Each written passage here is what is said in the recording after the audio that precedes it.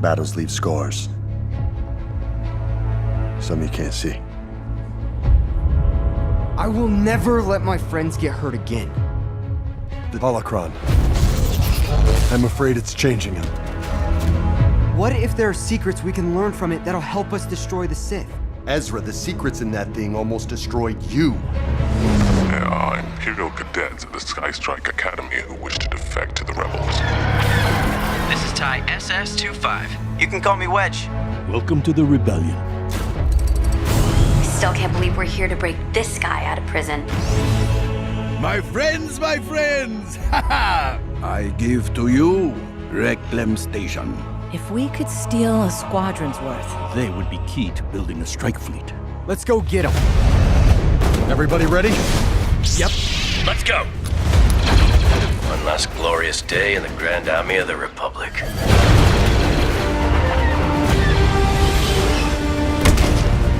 Flying stormtroopers?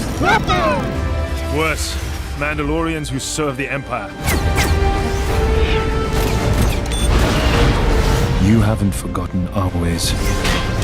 That has earned my respect.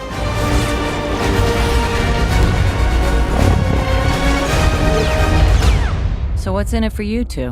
Which is untold, that sort of thing. So, we'll split the treasure. Split the treasure. Oh, that's a classic. Governor Price, these rebels have proven particularly stubborn. How do you intend to solve this problem? I need someone who sees a bigger picture. The Empire is getting better at anticipating our moves.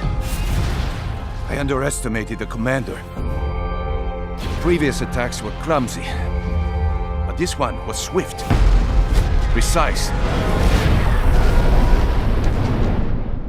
To defeat an enemy, you must know them. Not simply their battle tactics, but their history, philosophy, art. Grand Admiral Thrawn. Caravast. Embrace your destiny. Jedi and Sith, the light and the dark. I'm the one in the middle, the Bendu. Once a secret is known, it cannot be unknown. Your anger gives you strength. I will pull the rebels apart piece by piece. I must become more powerful. They'll be the architects of their own destruction. Ezra, turn away before it's too late! The key to destroying the Sith.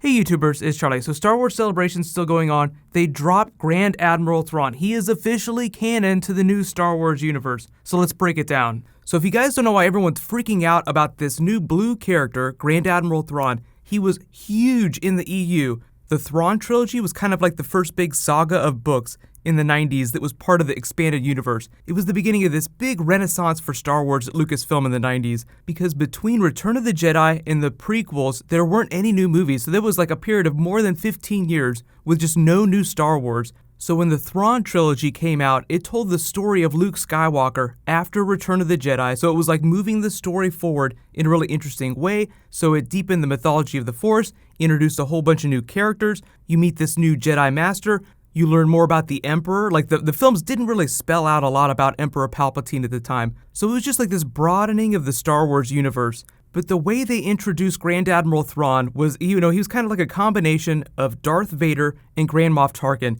He wasn't Force sensitive, but he was like the Emperor's secret weapon that nobody knew about, that was just this military genius. And the fun way that they explained him, because it's like, where did he come from? If he was so awesome, how come he wasn't in the original movies? How come he wasn't helping the Empire? They might change it a little bit for the TV show, but the way they explain it is that the Emperor was super racist, super sexist. So that was just like a clever way for them to explain why you only saw white human men leading on the bridge of all these Star Destroyers. Like, how come all these big badasses in the Imperial fleet are all British and all white men?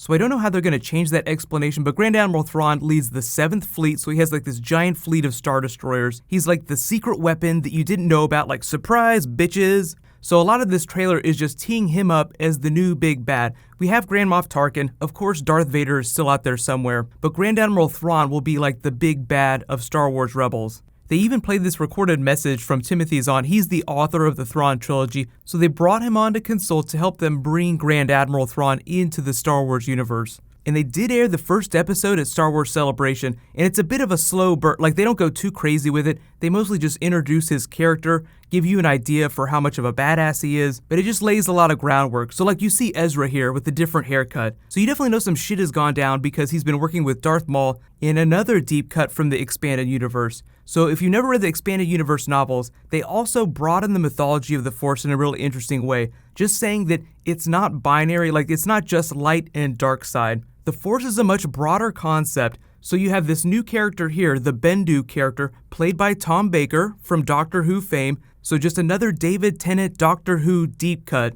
David Tennant was a huge character during the Clone Wars. And if you have never watched Doctor Who, don't worry, you don't have to watch Doctor Who. But the actor that's voicing this character, this Bendu character, which I'll explain in a second, was kind of like the Obi-Wan Kenobi of Doctor Who, way back in the day. But the Bendu, what's the Bendu? So he basically says that he's in the middle, light side, dark side, I'm the one that's in the middle. The term Bendu is actually taken from George Lucas's original name for the Jedi. Originally, he called them the Bendu monks. So it's a huge deep cut. It's all taken from George Lucas's original notes when he was writing Star Wars. So this all happened before George Lucas wrote that first Star Wars film. The terms he uses to describe the Force in that manuscript that they use in this episode are the Ashla and the Bogan. So you get the idea. It's not light and dark side. Like, it's almost like the Jedi over the years have misinterpreted the Force. So just like you see Darth Maul trying to get Ezra to combine both of the holocrons, the Sith and the Jedi holocron, you see this coming together of the light and the dark side of the Force. That's also kind of happening with Kanan's character as he's learning from this Bendu monk. But he's basically telling him,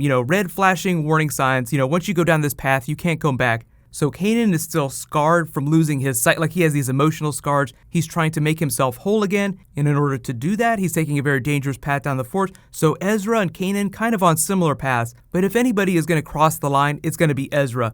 So in that premiere episode, you see him using some Sith techniques, like he uses some mind control, he causes an ATST to walk off a cliff, so he's way more comfortable with killing Imperials, and it's getting a little bit dark. But more deep cuts from the Star Wars universe. They introduce Wedge Antilles, big X-Wing fighter pilot, so just expect some more stuff from the Star Wars universe.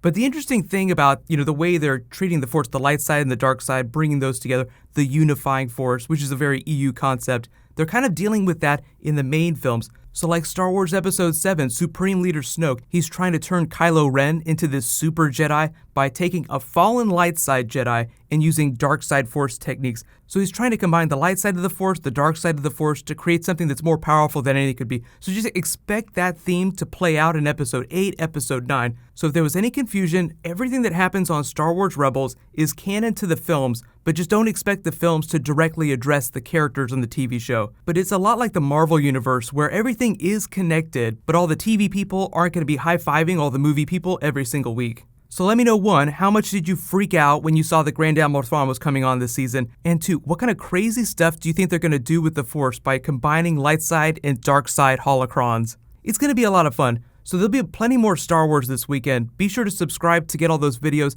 Everybody is just like posting all the coolest stuff now. So there's a whole bunch of cool comic book stuff that I'm going to try to get through this weekend too. So there'll be new Game of Thrones, new Marvel, new DC, and new Star Wars stuff coming.